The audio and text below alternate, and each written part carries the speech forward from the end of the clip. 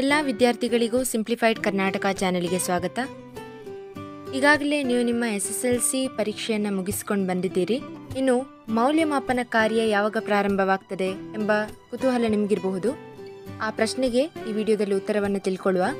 ಅದಕ್ಕಿಂತಲೂ ಮುಂಚೆ ನೀವು ನಮ್ಮ ಚಾನೆಲ್ಗೆ ಮೊದಲ ಬಾರಿಗೆ ವಿಸಿಟ್ ಮಾಡಿದರೆ ಪ್ಲೀಸ್ ಲೈಕ್ ಮಾಡಿ ಮತ್ತು ನಮ್ಮ ಚಾನೆಲ್ಗೆ ಸಬ್ಸ್ಕ್ರೈಬ್ ಮಾಡಿ.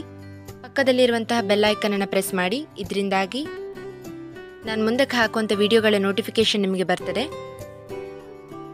ಈ ವಿಡಿಯೋವನ್ನು ನಿಮ್ಮ ಫ್ರೆಂಡ್ಸ್ ಜೊತೆಗೂ ಶೇರ್ ಮಾಡಿ.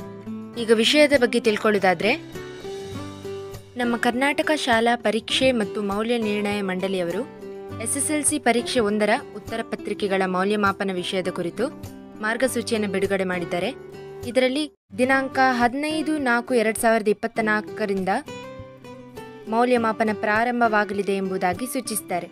ಅಲ್ಲದೆ ದಿನಪತ್ರಿಕೆಯಲ್ಲೂ ಕೂಡ SSLC ಮೌಲ್ಯಮಾಪನದ ಕುರಿತು ದಿನಾಂಕವನ್ನು ತಿಳಿಸಿದ್ದಾರೆ. ಮತ್ತು ಏಪ್ರಿಲ್ 15ರಿಂದ ಏಕಕಾಲಕ್ಕೆ ಎಲ್ಲೆಡೆ ಮೌಲ್ಯಮಾಪನ ಕಾರ್ಯ ಆರಂಭಿಸಬೇಕೆಂಬುದಾಗಿ ಇಲ್ಲಿ ತಿಳಿಸಿದ್ದಾರೆ.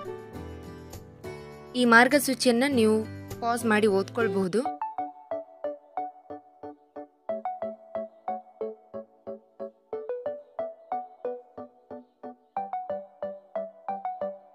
ನಿಮ್ಮ ಎಲ್ಲ ಡೌಟ್ಸ್ಗಳಿಗೂ ಆನ್ಸರ್ ಸಿಕ್ಕಿದೆ ಅಂತ ಭಾವಿಸ್ತೀನಿ.